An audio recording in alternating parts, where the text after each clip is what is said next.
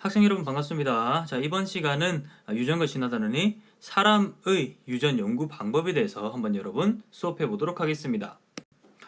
오늘의 학습 목표는 하나밖에 없어요. 사람의 유전 연구 방법에 대해 설명할 수 있다. 그래서 오늘은 사람의 연구 방법에 대해 한번 알아보도록 할 거예요. 자, 우리 저번 시간까지는 우리 완두콩의 유전에 대해서 배웠죠. 그리고 그걸 어떻게 연구했는지도 배웠어요.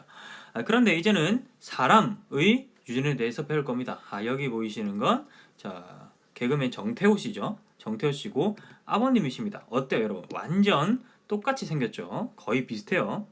자, 이렇게 비슷하게 유전이 되는 것을 사람에 대해 공부를 할 텐데 여기서 바로 문제가 생깁니다. 사람이 완두콩보다 너무 어려웠다는 거죠. 연구하기가. 자, 왜 그럴까요, 여러분? 한번 생각해 봅시다. 자, 교과서에 나와 있죠. 체크해 주시고 이런 점이 너무 연구하기 어려운 거예요. 첫 번째, 사람은 한 세대가 길고 한 번에 낳는 자손의 주가 너무 적어요. 두 번째, 연구자의 의도대로 교배하여 자손을 낳는 실험을 할 수가 없죠. 네, 이런 실험을 하면 절대 안 되죠. 그렇기 때문에 사람의 연구 방법은 이제 완두콩처럼 마구잡이로 자손을 많이 생산해서 비교할 수도 없고 연구자의 의도대로 강제 교배할 수도 없습니다. 그럼 어떻게 연구를 했을까요? 자, 그 서양에서 이런 일이 주로 많이 발생한다고 해요. 여러분 여기 보이시는 게 바로 흑인 어머니, 흑인 아버지. 당연히 아기도 흑인이겠죠. 하지만은 갑자기 새하얀 백인 아이가 튀어나올 수도 있습니다. 여러분 보시기에 완전히 다른 아이 같지만 옆에 있는 형과 비교했을 때 거의 유사하게 생겼죠. 과연 어떻게 흑인 사이에 백인 아기가 나올 수 있을까요? 여러분들은 이미 알고 있죠. 자, 한번 천천히 한번 알아보도록 합시다. 자, 이렇게 제가 그림을 일단 그렸어요, 여러분. 자, 일종의 규칙이 있는데요. 여기 아빠가 있고 엄마가 있습니다. 그래서 여자는 제가 동그라미, 남자는 네모로 표시했죠. 그리고 아빠, 엄마가 결혼을 했으므로 이렇게 작대기로 수평선을 이었습니다.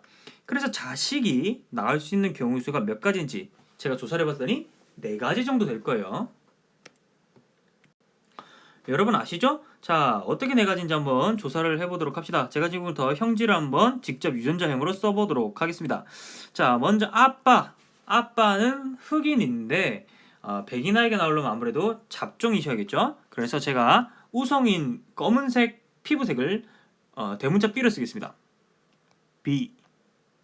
그럼 당연히 하얀색 피부색 유전자는 소문자 B가 되겠죠? 엄마도 마찬가지로 대문자 B, 소문자 B를 가진 사람이었을 거예요.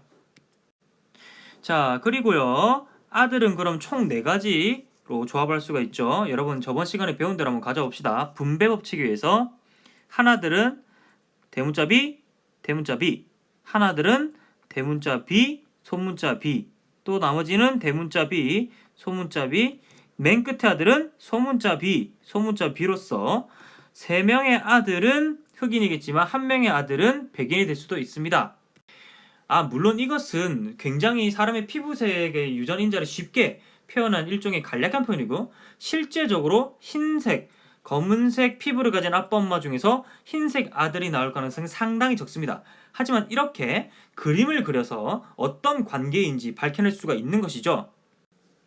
자, 이러한 사람의 유전 연구 방법을 바로 가계도 조사라고 합니다. 여러분, 이런 방법이 첫 번째 있어요. 첫 번째, 가계도 조사입니다.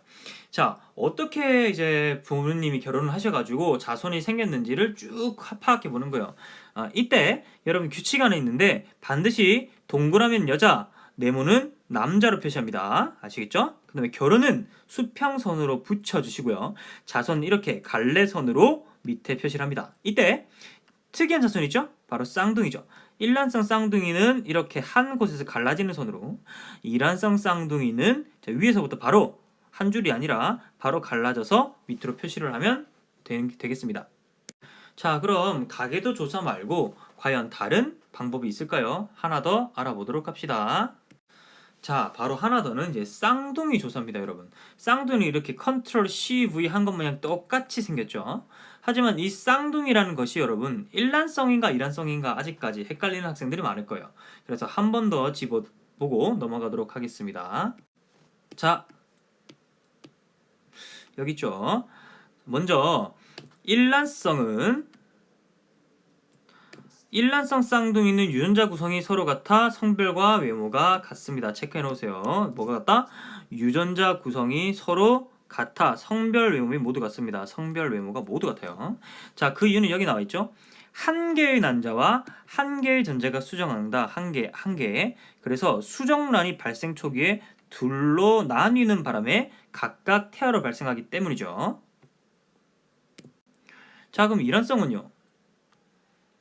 일란성은 이란 해서 달열리 이제 난자의 난자 쓰죠. 그래서 두 개의 난자예요. 두 개의 난자가 각각 한 개의 정자와 수정하기 때문에 실제로 완전히 두 개의 세포가 각각 따로 자라나는 거죠. 그래서 각각이란 말이 들어갑니다. 각각의 수정란이 별개의 태아로 발생하기 때문에 완전히 두 개의 아기가 태어나게 되는 거죠.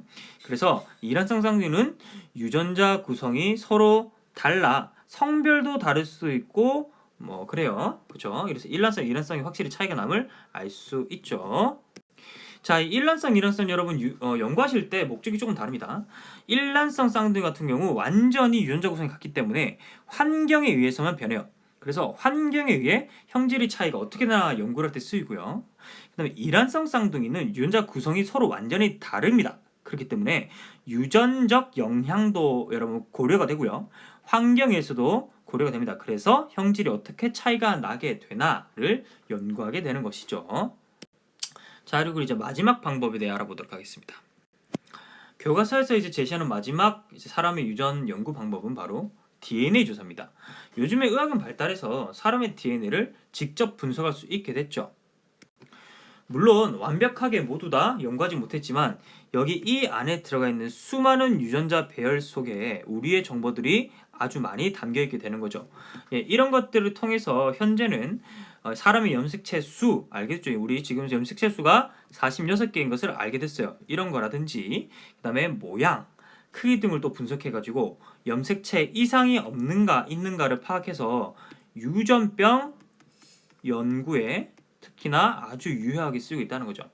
자, 이렇게 여러분들 총 3가지 사람의 유전 연구 방법을 배워봤어요. 첫 번째는 가계도 조사, 두 번째는 쌍둥이, 세 번째는 이제 DNA를 직접 조사하여 우리 몸속에 있는 게 어떤 것인가를 밝혀내고 있습니다.